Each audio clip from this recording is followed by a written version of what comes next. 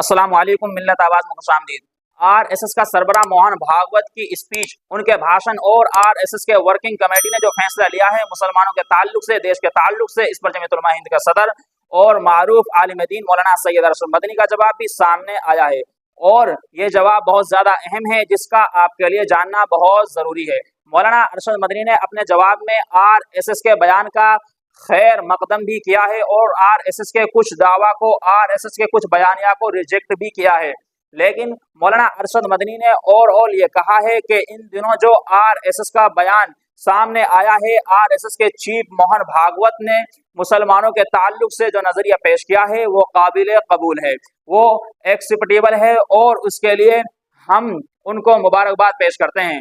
कुछ मुद्दों पर, कुछ मसाइल पर मौलाना सैयद अरशद मदनी ने जिस एग्री भी केवल कहा कि हम इससे एग्री नहीं करते हैं और इस पर भी उनको अपनी सोच बदलनी होगी, अपना विचार बदलना होगा। मोहन भागवत ने दरअसल पिछले दिनों 2-3 तकरीर की थी और इसके पीछे का बैकग्राउंड ये है कि आरएसएस को 100 साल पूरे हो चुके हैं। 1925 में आरएसएस की बुनियाद पड़ी थी और साल 2025 में आरएसएस को 100 साल हो गए और आरएसएस इस वक्त इंडिया की सबसे बड़ी तंजीम है। इसकी कई सारी झैली ऑर्गेनाइजेशन हैं और आरएसएस अपना 100 साला जश्न मना रही है।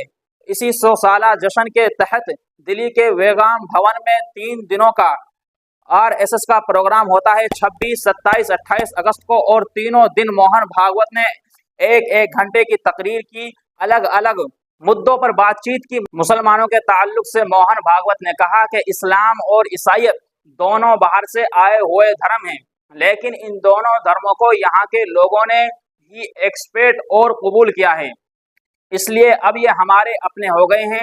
हमें इनके खिलाफ किसी तरह का भी दबाव नहीं करना है। इनकी इबादत का तरीका अलग है, पूजा का तरीका अलग है, लेकिन वो हमारे अपने ही हैं।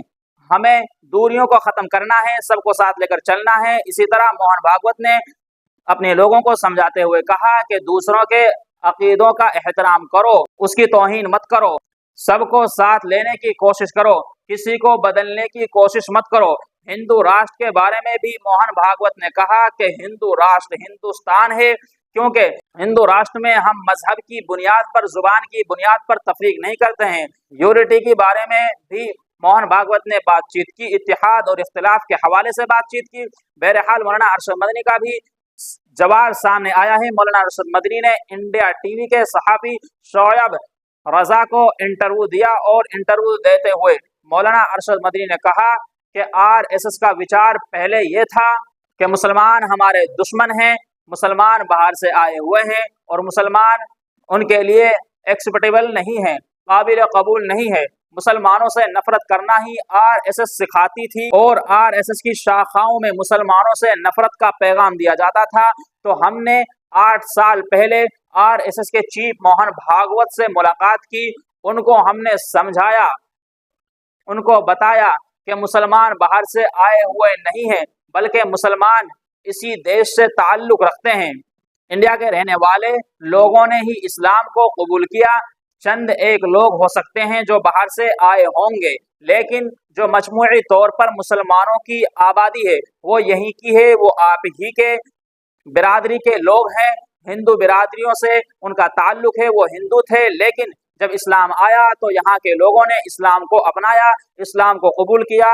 इसलिए आप 30 करोड़ मुसलमानों को बाहर नहीं भेज सकते हैं, इनसे नफरत नहीं कर सकते हैं। मौलाना सैयद अरशद मदनी का कहना है कि हमने मोहन भागवत से कहा था कि अगर आप 30 करोड़ मुसलमानों को साथ लेकर नहीं चलेंगे, उनकी बात नहीं सुनेंगे, तो देश में अमन व अमान कायम नहीं रहेगा, देश की तरक्की रुक जाएगी। ये मौलाना अरशद मदनी ने मोहन भागवत से कहा था और अब मौलाना अरशद मदनी ने कहा कि अब हमारी बातचीत के बाद, हमारी गुफ्तगू के बाद आरएसएस ने अपना नजरिया बदला है, अपने ख्यालात को बदला है, अपनी आइडियालॉजी को बदला है और अब वो मुसलमानों के लिए इस तरह की बातें कर रहे हैं।